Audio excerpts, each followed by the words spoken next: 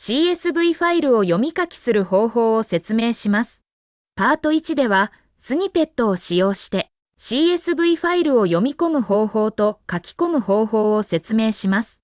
スニペットとは、Python スクリプトの中で再利用できるコードのことで、テキストエディターとジェミニのプロフェッショナルライセンスが必要です。今回は、テキストエディターはメモ帳を使用します。パート1では、Python スクリプトでスニペットを使用し、CSV ファイルを読み込む方法と書き出す方法を説明します。まず、CSV ファイルを読み込んで、出力ウィンドウにデータを表示する方法を説明します。CSV ファイルのデータを確認します。CSV リードサンプル .csv をダウンロードし、メモ帳で開きます。CSV ファイルには4つのプロダクト ID と数字が記載されています。ジェミニの Python スクリプトでスニペットを使用し、CSV リードサンプル .csv を読み込みます。ジェミニを開きます。ブロックを配置し、ブロックに対して Python スクリプトを作成します。モデリングタブを開きます。コンポーネント、新規を選択し、コンポーネントを作成します。ジオメトリー、フィーチャー、ブロックを選択し、ブロックを作成します。動作設定、ビヘイビア、その他、Python スクリプトを作成します。3行目以下は不要なため削除します。スニペットを挿入したい場所にカーソルを置きます。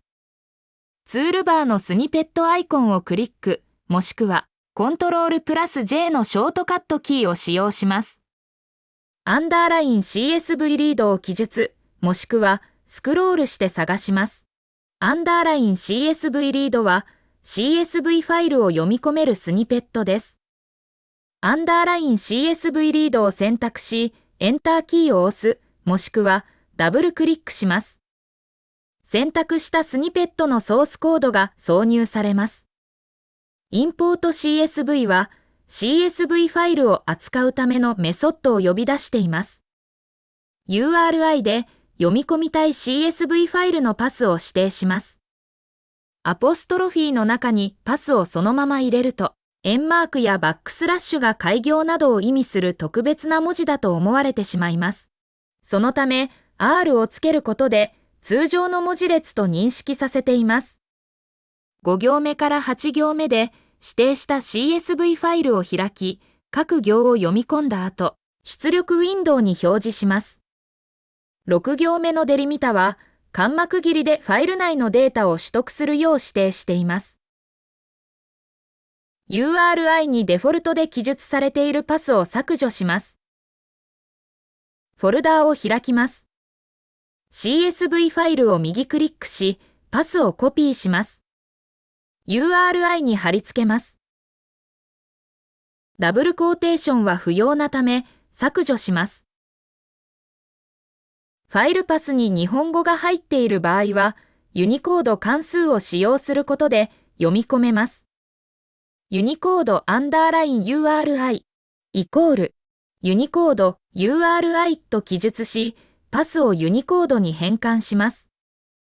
オープン関数の括弧の中をユニコードアンダーライン URI に変更します。コンパイルボタンをクリックします。出力ウィンドウを確認すると、4つのプロダクト ID と数字が表示されています。CSV ファイルを読み込めたことがわかります。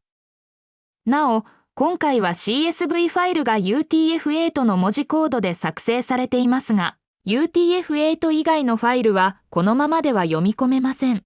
UTF-8 以外を読み込む場合は、インポートコーデックスとオープン関数にコーデックスを追記し、エンコーディングで UTF-16 を指定するなど、ソースコードを修正してください。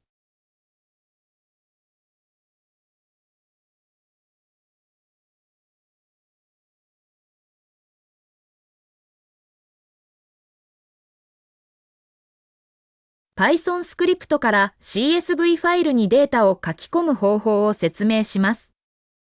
3行目以下のソースコードをコメントアウトします。スニペットを挿入したい場所にカーソルを置きます。ツールバーのスニペットアイコンをクリック、もしくはコントロールプラス J のショートカットキーを使用します。アンダーライン CSV ライトを記述、もしくはスクロールして探します。アンダーライン CSV ライトは CSV ファイルを書き込めるスニペットです。アンダーライン CSV ライトを選択し、エンターキーを押す、もしくはダブルクリックします。選択したスニペットのソースコードが挿入されます。17行目から21行目は、指定した CSV ファイルを開き、書き込みたい内容を記述し、ファイルに書き込みます。オープン関数の WB は、バイナリモードでファイルに書き込むよう指定しています。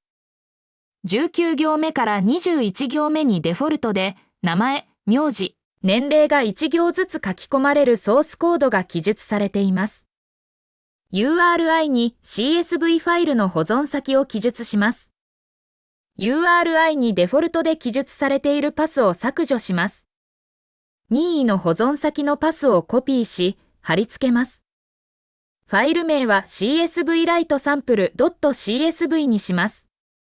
ユニコード_URI イコールユニコード URI と記述し、パスをユニコードに変換します。